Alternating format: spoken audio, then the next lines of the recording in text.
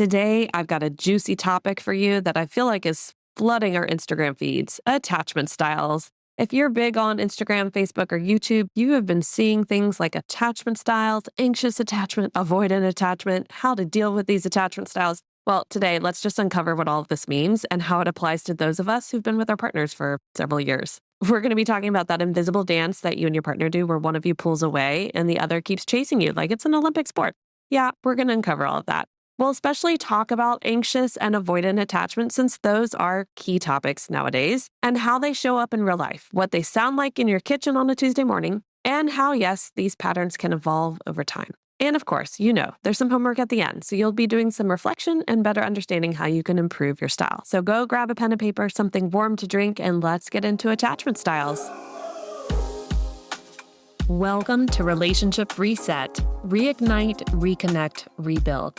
The podcast for high-achieving couples who want to transform their relationship from surviving to thriving. I'm Katie Russler, a relationship coach and counselor with over 15 years of experience helping busy, overwhelmed couples rebuild connection, trust, and intimacy. If you've been together for years and feel stuck on autopilot, disconnected and frustrated by constant miscommunication, you're in the right place. Each week, we'll explore practical tools, relatable stories, and strategies to help you reignite the spark, rebuild your bond, and create the relationship you've always dreamed of. Because no matter how long you've been together, it's never too late to hit reset. Let's dive in.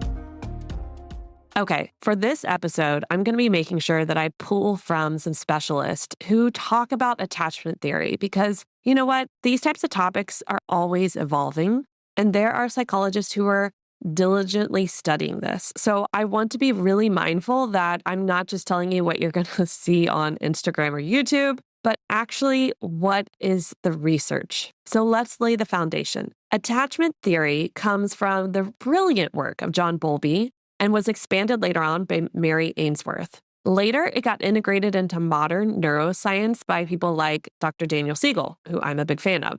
And he teaches that our attachment styles are wired into the brain and shaped by our early relationships. You guys know on the podcast, I'd like to talk about how our childhood and the things that happen to us or how we experience them influence how we show up in our relationship. And Dr. Dan Siegel will tell you the same thing. But as always, don't worry, you're not doomed by your childhood. You're just wired creatively, and we're going to help you fix that wiring. There are 4 main styles of attachment. We have secure. You might call these the unicorns. Most of us can't stay insecure because we're dealing with other people. And so it makes us turn into more anxious style or avoidant or fearful avoidant. So we have anxious. That's the did I do something wrong type people where you just constantly feel like you've messed up. We have the avoidant people. They're the I need space or I'm going to combust. That's that group. And then we have fearful avoidant. They're also known as, I want love, but please don't get too close or I'll freak out. We all know somebody in one of these categories, and you're probably already judging which one you're in.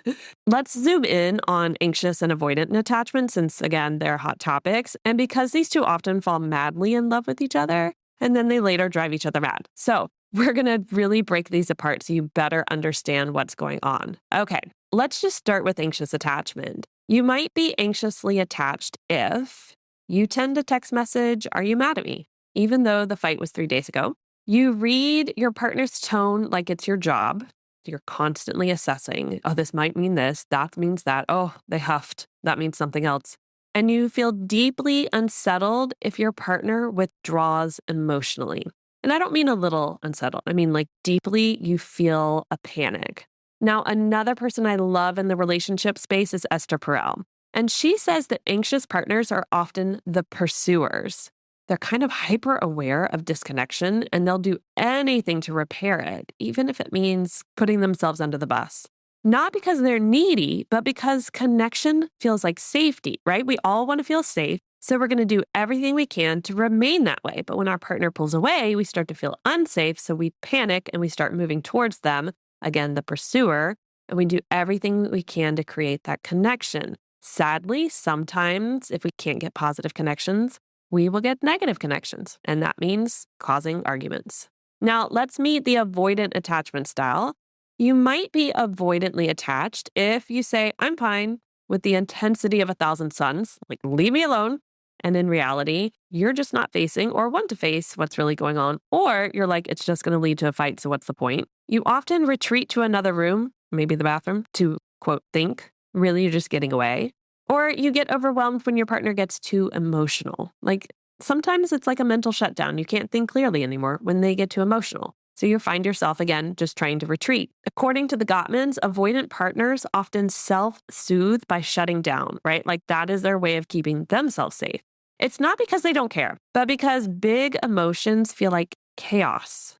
Imagine that. Like as soon as you get next to something that feels like chaotic, you want to shut down, right? You want to get away from it. Well, that's how big emotions are for them. Big emotions, positive and negative, by the way. They're not avoiding you. They're avoiding the overwhelm. Now, put these two together, avoidant and anxious attachment, and what do we get? A beautiful, tragic, and comic dance I like to call, come closer. No, too close. Go away. Wait, come back. I bet some of you know this dance all too well.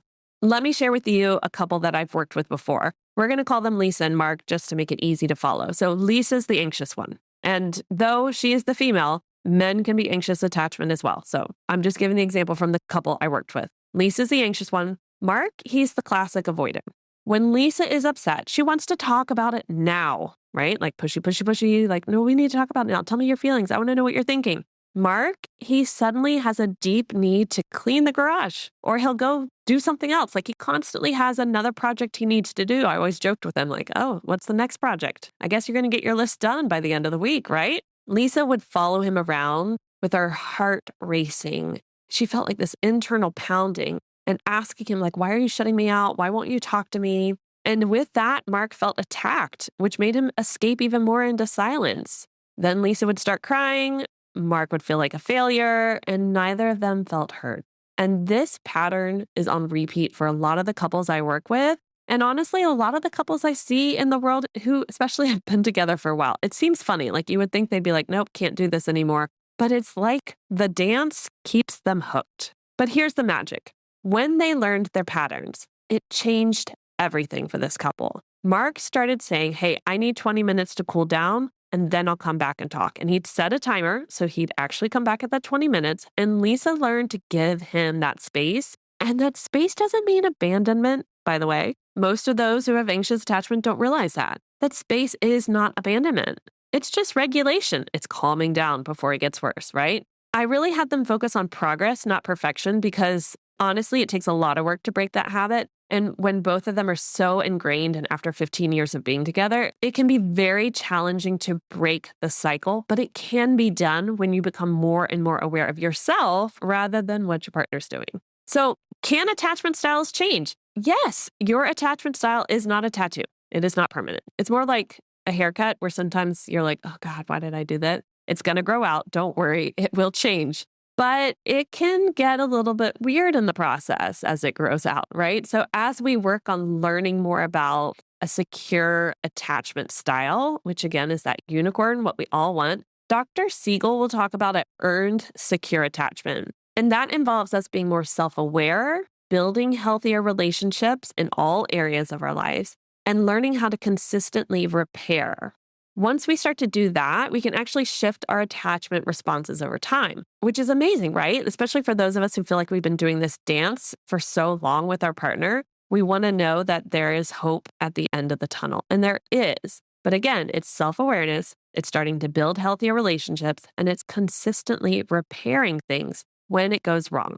Progress over perfection. See, long-term couples who thrive are not the ones who avoid conflict. Sorry. I've talked about this in past episodes. We have to be willing to have conflict. The key is that we need to repair quickly after the conflict, especially if there's a conflict that didn't go so well.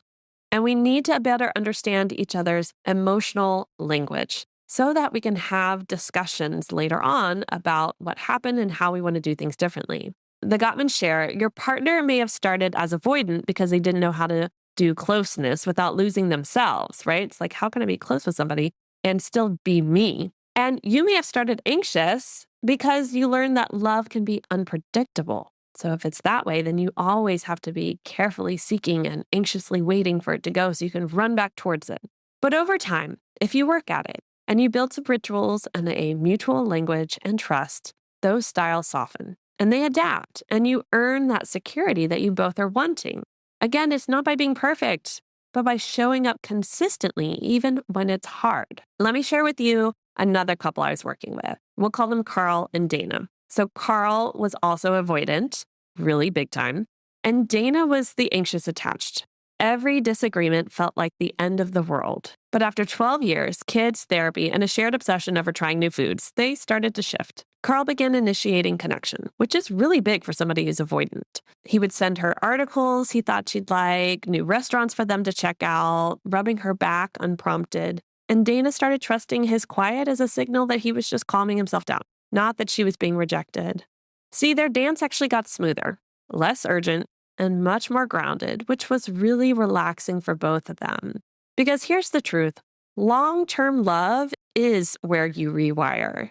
You just need to know how to do it. The longer we're together, the more time we have to learn these new skills and again, to rewire our attachment styles. So let's dive into our homework for this week because insight without action is just you listening to another one of my podcast episodes. Come on, guys, let's do this homework because you will see a big shift and change as you do it. Okay, first, we want to decode your dance. You're going to label your default. I want you to ask yourself, in conflict, do I tend to pursue, which is more the anxious style, or withdraw, which is more of the avoidant style? And then how do you perceive your partner?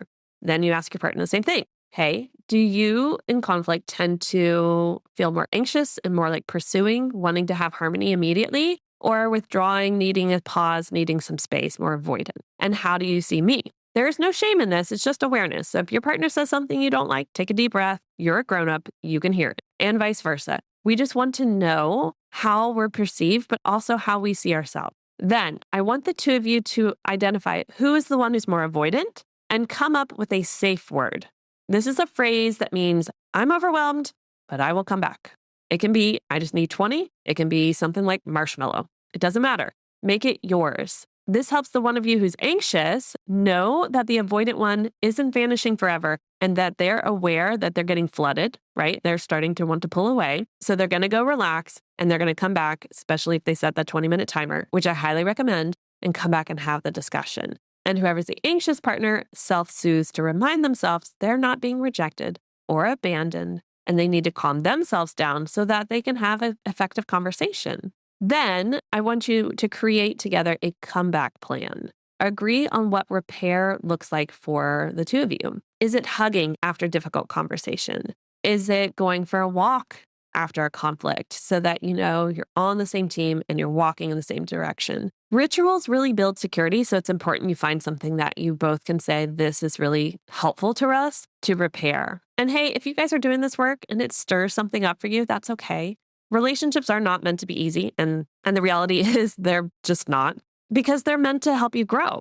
So of course, it's going to be uncomfortable and it's going to be difficult, but the only way for us to learn is trial and error. So test out a word. Did it work or not? Well, marshmallow didn't work. Let's try 20 minutes. Yep, that worked. Okay, I felt too anxious this time and I wasn't able to leave you alone. Next time I'm going to do something different to help myself, right? Like we're always learning as we go. And of course, if you want some private support from me, I have complimentary relationship game plan call that you can sit down with me, both of you, and share what's going on. And we create that game plan for your relationship so you can get it in the direction you want it to be in. You'll find the link to schedule that in the show notes. All right, that's a wrap for today's episode. Be kind to yourselves, guys. Attachment styles are interesting and actually quite fascinating when you start to study it, but be careful how much you believe of what you're seeing on social media because there's all sorts of different ways people like to approach this. Again, I really love Dr. Daniel Siegel, Esther Perel, and the Gottmans, but there are many other great practitioners and researchers out there who are really diving into attachment styles and can give you some good concrete information, not just some funny reel that makes you go, oh my God, is that me? So go do that homework, contact me if you need me, and I'll see you next week. Thanks for tuning in to Relationship Reset. If you found this episode helpful, share it with a friend who might need it too. Don't forget to rate and review the podcast. It helps more couples discover these tools to rebuild their connection too. And be sure to hit subscribe so you don't miss next week's episode. It's gonna be a good one. Your relationship is worth the work, and the rewards, totally worth the effort. See you next week.